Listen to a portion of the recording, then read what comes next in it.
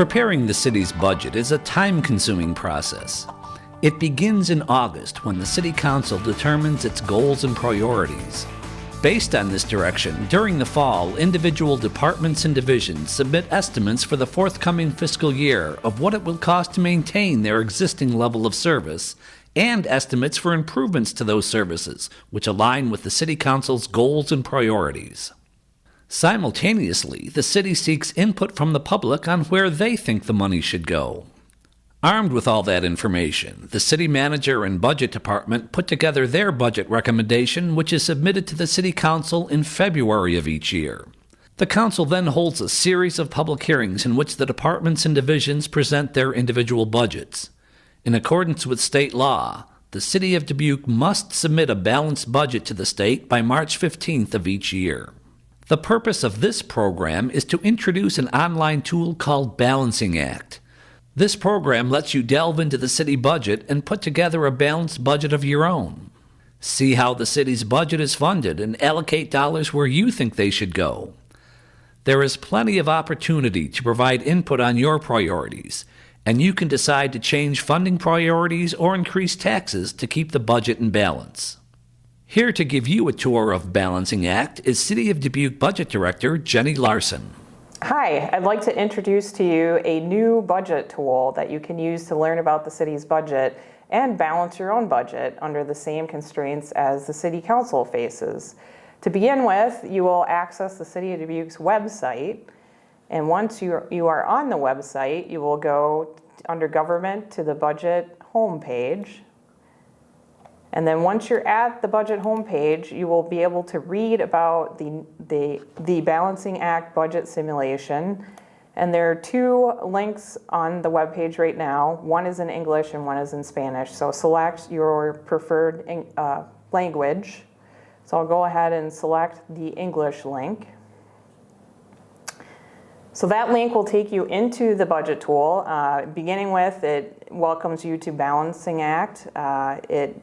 You can select helps and tips if you'd like additional information on how to use the tool. Otherwise, you can just click on Get Started. Once you're in the tool, it starts out being balanced, and you can tell by the green bar with the check mark at the top. On the left, you will see where the money goes. There's a circle wheel there, and you can click on any parts of that wheel to take you into each category. And below that, you can see where the money comes from, so how the city's budget is funded. And then on the right side, it shows the spending categories. So all these features are interactive, and you can click on those. So for example, I will click on Culture and Recreation, and under Spending, you just click on the arrow, it will expand it. So under this category, we actually have a scenario question that is asking users to select an option. So the first one is on Five Flags. These are scenario questions that the city will provide every year as part of the budget simulator, and these will change from year to year, but these are issues that we're looking for citizens to provide feedback on what their choice would be. In that way, it can help City Council make a decision on these issues. There are several options to choose from, and it shows you the impact of each one of those options. In any category where you see an icon with an eye, you can click on that to get more information and to learn more about that category that you're viewing. So if you click on that, you can see that it tells about the Five Flags Center, and then you can even go deeper if you click on more details. So clicking on that, you can see we have some pictures there of what the Five Flags Center looks like, including the theater, and you can learn more about what that center provides. For each option you're choosing under a scenario question, there is also the eye icon there that you can click on. Again, it allows you to learn about each option and get more details about each option.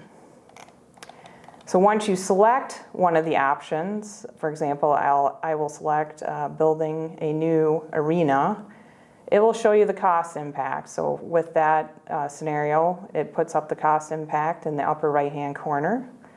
And then at the top of your screen, you can now see that we are in a deficit because that item I selected had a $5.1 million cost. So as we continue, you can make comments under any selection. So if you prefer not to change anything in the budget but would like to just make comments about a program or category, you can go ahead and do that just by selecting the comment button, typing your comment, and then hitting save. You can also share on social media just by hitting the share button. You can share on Facebook, Twitter, or through email if you'd like to share with your family and friends. And you continue going through this process. So the next category under culture and recreation is recreation. You have the option to increase or decrease that budget with the plus and minus signs. Or you can, if you make a change and you want to undo that change, there is an undo button right next to those. And again, you can see your impacts as you do that. You can decrease some categories to offset any increases that you make because again, in order to submit a budget, it must be balanced. So your revenues must equal your expenses, so it must be a green bar at the top of your screen. There are two other scenario questions built in here. All the scenario questions will always be in the first few categories that are listed. You would go ahead and answer any additional scenario questions. Again, you can gain more information by clicking on the eye icon. So once you've adjusted the spending in the categories that you want to adjust, then it is necessary to make sure you're balanced. That may require going over to the where the money comes from categories and adjusting, for example, property taxes. So if you expand the taxes category, you can actually see it lists what our current property tax rate is. And in order to get my budget balanced, I will go ahead and increase property taxes until I reach that amount, which may take a little bit depending on how much you have to balance. So as I do that, you can see that it adjusts the property tax rate up and my deficit decreases as I increase my revenue. And once I get to a large enough property tax rate, I will no longer be in a deficit. So just a little bit more, and it will be balanced here.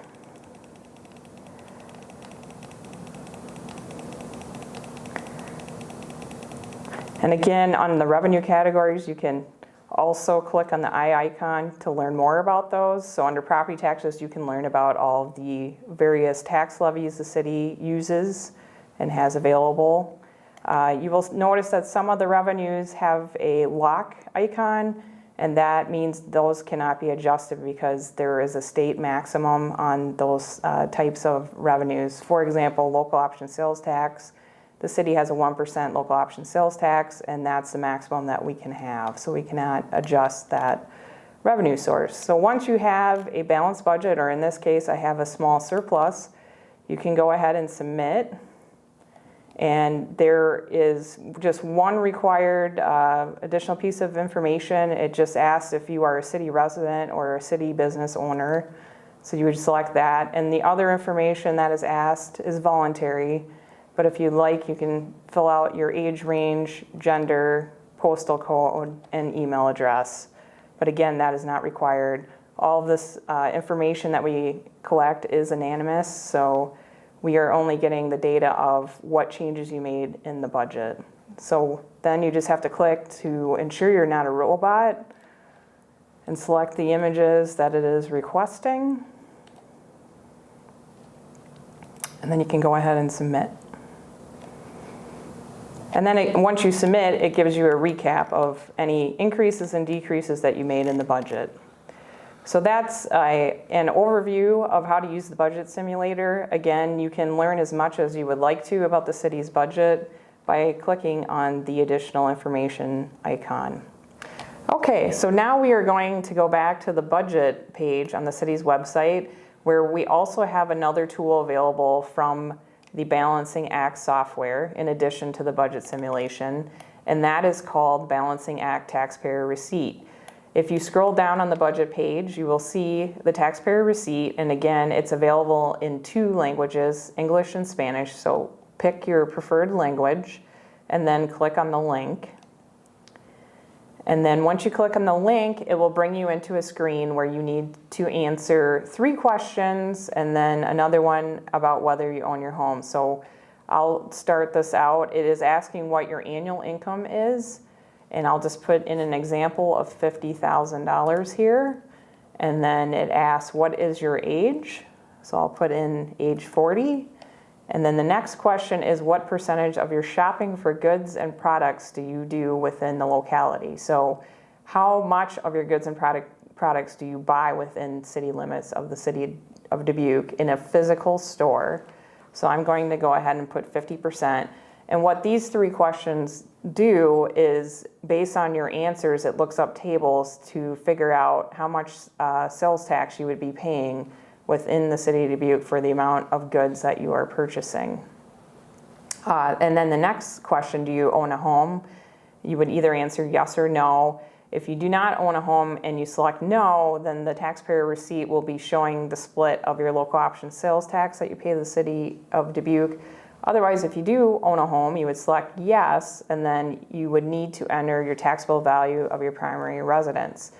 To get that value, you can click on the eye icon for additional information, and it says click here to find the taxable value of your property. So if you click on the here word link, it brings you to the Dubuque County Assessor's website beacon, and you can just enter your address to find your value of your home, your taxable value. So I'll go ahead and select an address, and it brings that up. And then you just have to scroll down under taxation, and you can see one of the options in the 2017 column is net taxable value. So that is the value you would want to enter. So in this case, I'll just enter $73,000. So I'll go back to the taxpayer receipt, clicking on that tab, and I'll enter $73,000. And then you just click on view your estimated tax receipt, and then it generates a receipt showing you where both your local option sales tax and your property taxes go if you're a City of Dubuque resident. So you can see the public safety category in this case receives about $467, and then it breaks that down to each public safety department: police, fire, E911, building code enforcement. And you can keep scrolling and see how much you pay for transportation services or public works or general government. And again, there's more information for each category. If you want to click on that, you can learn about that program. And at the bottom, it gives you a total. So in this case, it's $855.74. If you click on the more information button to the left of that, it gives you the breakout of how much is sales tax. In this case, it's $82.78, and property tax, $772.96. So you can see where in the City of Dubuque your taxes are going, in case you want to know that information. So it's kind of a fun tool. Again, you can share it with your friends and family, Facebook, Twitter, LinkedIn, email. Lots of fun ways to share this tool. So back on the budget homepage, there is also a tip sheet to use both the budget simulator and the taxpayer receipt. So you can click on that, and it will bring you to that document and walk you step by step through what I just went through. This is a very interactive tool. It's designed to help educate citizens on the city's budget process, which is very complex and time-consuming. We have 28 departments that spend a significant amount of time preparing both their operating and capital budgets, and then that is submitted to the budget office and the city manager for review. And we are responsible for putting together a balanced budget where our expenses equal our revenues. And by state law, we have to submit a balanced budget by March 15th of every year. And it's, again, very time-consuming and complicated. Anytime we're looking to fund something new, a lot of times we're having to decrease something that we've already been doing.